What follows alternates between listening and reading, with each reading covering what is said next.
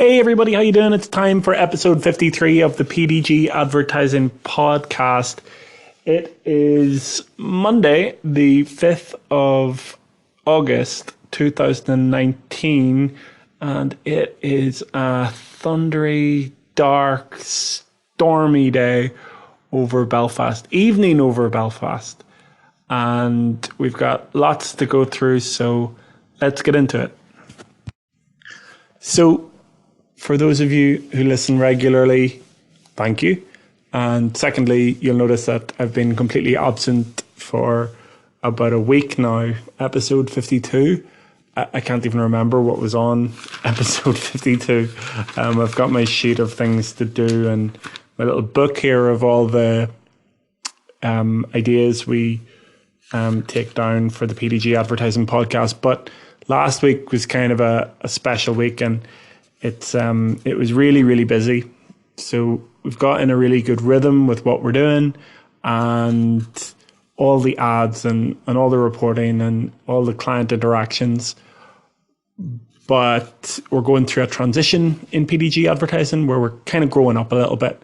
And something that's been really incredible over the last 7 days is that we have introduced a new team member into Belfast. And for our customers who listen, we are starting to introduce that new team member to you, and soon we'll be introducing that new team member to the wider PDG advertising world and our online channels. I'm sure there'll be a selfie of us all really soon.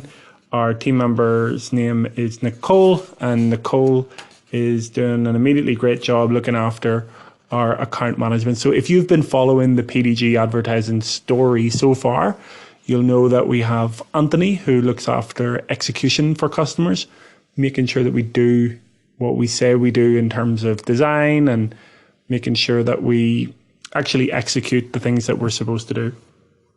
And then in assistance to that, Nicole has come on board as our accounts manager. Now, in advertising, an accounting manager or an accounts manager could mean someone who counts the money, but in this case it's not that. It's a really specific part of an online advertising team structure.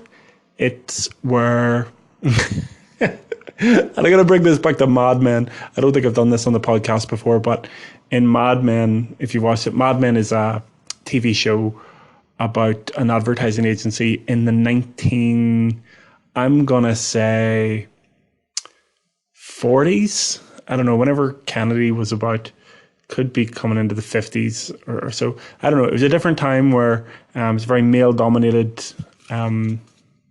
show. It's a fictional show, but it's about a guy called, is it Lee Clow? I'm not sure who it is, but he's a creative director and goes through his trials and tribulations in an advertising agency.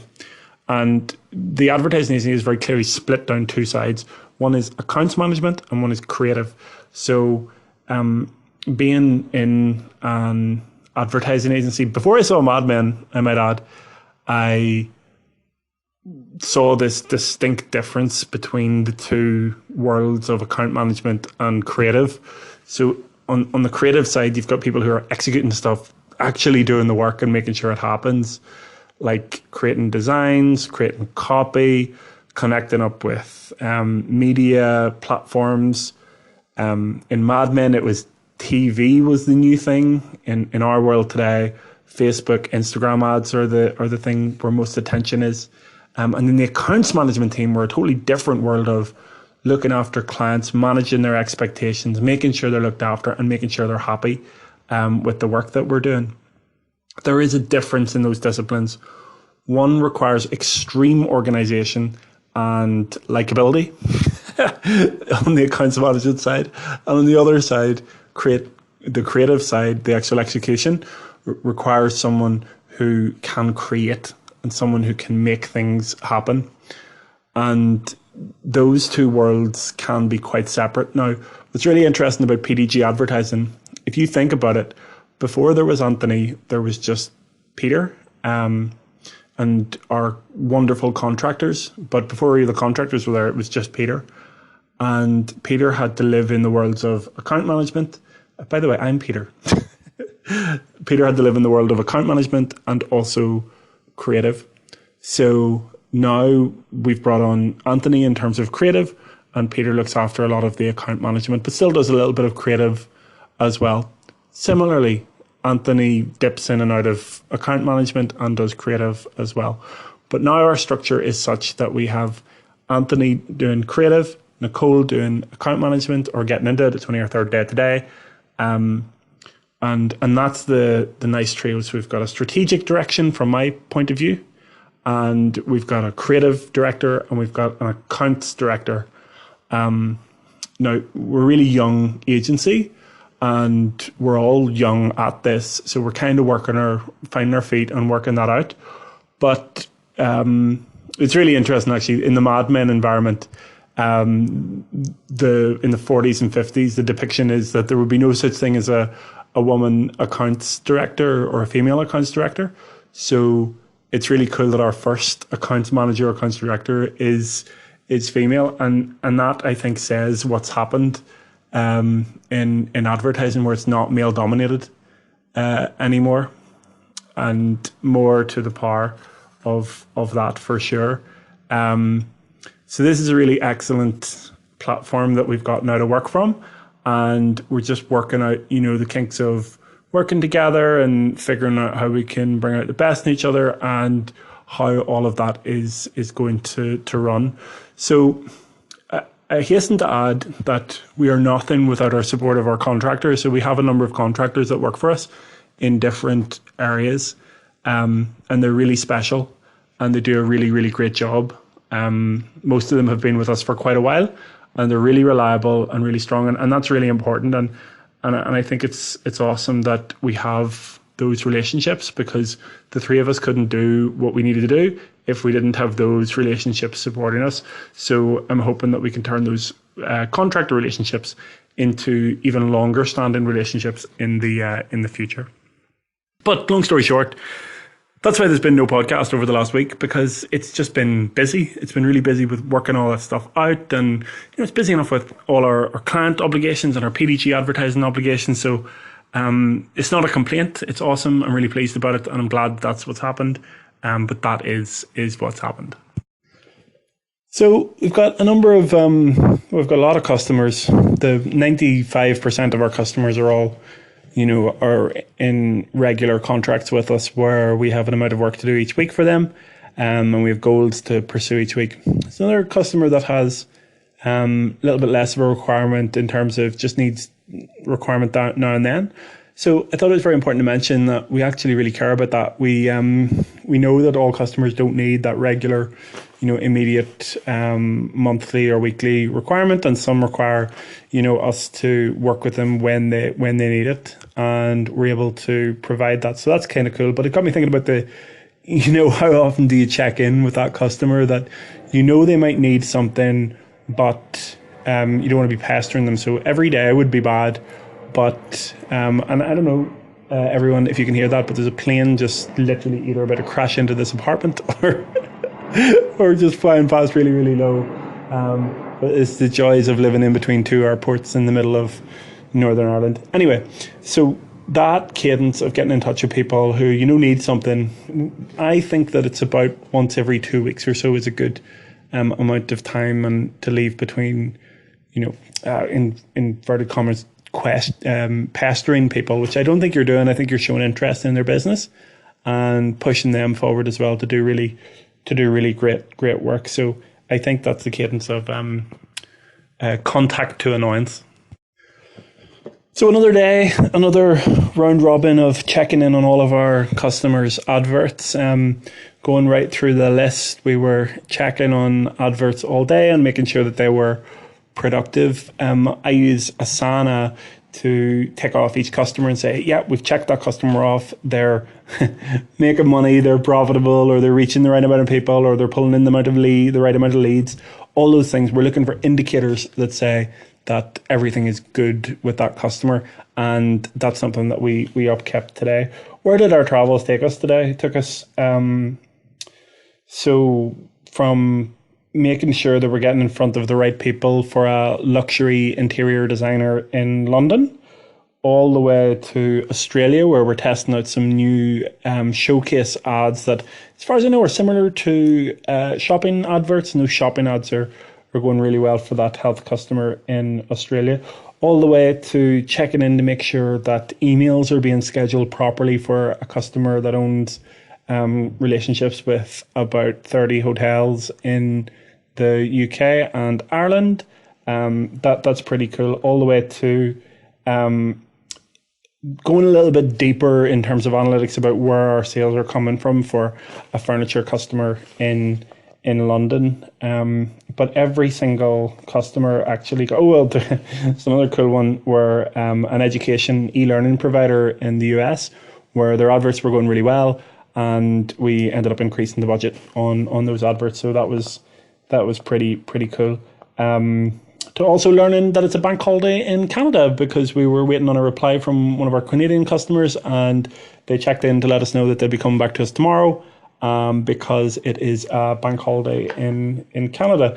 Couldn't figure out what bank holiday it is. If any of you know, leave a comment wherever you hear this podcast with what day is, what's so special about today in Canada on the 5th of August 2019. I'd love to know. I did a Google search, but I couldn't find anything that really stood out. So we've brought on a new customer in the last month or so, and as you probably have guessed by now, so our formula or our structure is kind of like this. We have our initial call with customers, we agree our contracts, and then we move into like a planning stage, and then we move into execution. I think on average it takes about 2 weeks of planning before we put in adverts. Sometimes a little bit less if they've got everything in line. And this customer, diamond manufacturer, I must add, an ethical diamond manufacturer and online seller in South Africa. And this customer is pretty awesome. But whenever you're selling diamonds, and these are laboratory grown diamonds, which is pretty cool. They're not. I don't think they're sourced from. I must look into that a little bit more. Excuse me. I must look into it a little bit more. But these are cool. But you can imagine in South Africa, there's a certain demographic of who is going to purchase these diamonds. And it's basically people with money. So a lot of the time, our targeting is based around targeting. I'm not sure about the acronym, but I think it's HNW or I, but anyway, it stands for high net worth individual. So it's probably HNWI, high net worth individual. And that's what we're trying to target on Facebook. And that can be tricky because Facebook doesn't exactly say, yeah, this person has loads of money and likes diamonds. You've got to be a little bit more subtle in that. So what we do is we look to areas that the people might live in, that they may have a very high net worth. And look, if we target an area with 1,000 people in it, right down to a postcode, and it's got maybe 2 people that would purchase our diamonds, and it costs us $4, which I think is about 30 South African rand. It's quite a cool thing about working so far away, but still understanding the currency and understanding literally down to the street where people live in. There's another airplane if you can hear it on the PDG Advertising Podcast, episode 53. We are from afar here in Belfast, about 11 hours away on a plane, and we can target people right down to their very street. But if there's 1,000 people on that street, 2 people will purchase the diamonds. If we post something out to them online and 2 people purchase, and the cost is maybe about 20 rand, and the diamonds cost, well, you can imagine how much diamonds cost. It's everybody's winning. The people get their diamonds. We win as an agency, and the customer wins to us. That's the most important thing. And there's a whole lot of different factors into it that can affect that. But just while I was doing that, I thought that was pretty cool. Hey, tell you what, here's a little tip. If you're ever doing Facebook adverts, you can get some help on it. So things happen on Facebook that you just cannot fathom. And look, we kind of screwed up something this week. I don't really think it was our fault, but we're responsible for it, and I'm responsible for it. So we took responsibility for it, and definitely took responsibility to fix it. So on Instagram, whenever you do an advert on Facebook, it can go out on Instagram. If you don't have a Facebook account attached, an Instagram account attached to your Facebook, or you don't have an Instagram account at all, you can automatically have Instagram adverts on Instagram without having a associated Instagram page. It creates like a ghost account automatically for you, and that's cool. Now, you can't put Facebook ads on Facebook without a Facebook page, or if you can, it's really difficult and pretty pointless, and it doesn't really work really well. But the same can't be said for Instagram. So what happened was, the adverts were going out on Instagram, and someone clicked on an advert and it came up, this person does not have an account on Instagram. I don't know whether it's an extra security feature on Facebook adverts or Instagram adverts or what it is, but it wasn't a great user experience. So we needed to change that, but we found that there was a problem with the accounts being linked. And if you've ever used Facebook Business Manager or Ads Manager, you'll know that it's a tough thing to get your head around. It's not particularly well put together. It's all kind of over the place in different stages. They've done so many different updates to it, and I can understand why, because there are billions of people on Facebook, and the way they make their money is through ads. So the ability to create a platform that services that massively growing audience, and not only that, something that is under such heavy scrutiny from ads people, and from the general public, the platform has changed so much that it's difficult to keep on top with all the changes and to know exactly what's what. So there is a chat function on Facebook. If you Google support business at Facebook, now this is being done in 2019 in August, and I don't know what the update will be that will remove this chat feature, but there are people in Facebook, and I'm pretty sure that there are people in Facebook in Ireland, in Dublin, and you go onto a chat function with them on Messenger and you can go through your problem with them. We had a problem of not being able to unlink an old Instagram account to the Facebook account that we were trying to use, causing that error message. And the guy today was really helpful. They can be a little bit hit and miss.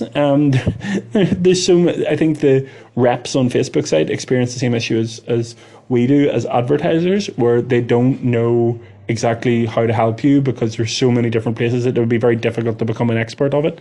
And it's so new as well. It's not like industries that have been about for 50 years, 60 years. It's literally only in the last 7 years that the Ads Manager platform has been really up and coming, and only about 5 years that Business Manager has been up and coming.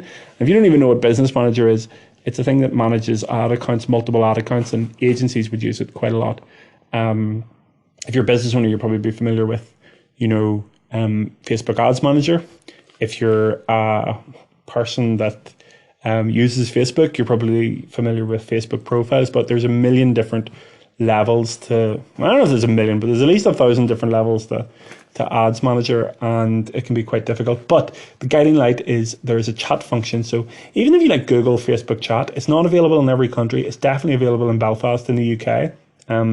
Pretty confident it's available in America and Canada as well, just talking to some of my counterpoint parts. But that's really useful. So Facebook support chat, that's something that actually exists. And if you don't know it exists and you go through the other support options, you think there's only email, there's a lot of bots that reply to you. So I think that it's quite important to know that this other level of support exists, because if I didn't have it, a lot of the times that I've been trying to do stuff and not been able to do it, I would be tearing my hair out. So everyone, it's been quite a quick podcast. I don't know, 18 minutes or nearly 19 minutes. But I'm in a new fitness regime. So I don't know, it's been a while since I gave an update on the intermittent fasting that I've been doing using the Body Fast app. It's been pretty good. Not losing weight really fast, but certainly steadily going down, and it certainly freed up a lot of my time. What I find is you kind of skip breakfast. You still get all your calories throughout the rest of the day, but you skip breakfast, and then you've got time to I don't know, get up early and work out. So what time? It's about 9 o'clock now or so. So it's an early night for your podcast host, Peter Doak, and it's off to bed for me. I'm the same guy, Peter Doak. So it's just talking about it in the third person. But listen, I really appreciate. We're at episode 53, and it's only we're gonna blink, and we're gonna be at episode 100, and who knows, how many team members we'll have at that point. I guess so. what does it take? So whenever I started this, I had 0 team members. A few podcasts in, we had brought in someone, the wonderful Anthony, and now we have brought in our next team member, the wonderful Nicole, and so many of our wonderful contractors in between that. So who knows how many people will be at episode 100 of the PDG Advertising Podcast, available at all good podcast outlets, including YouTube. And I really appreciate you listening, and I'm looking forward to tomorrow's episode already. Have a great night, and I'll talk to you soon.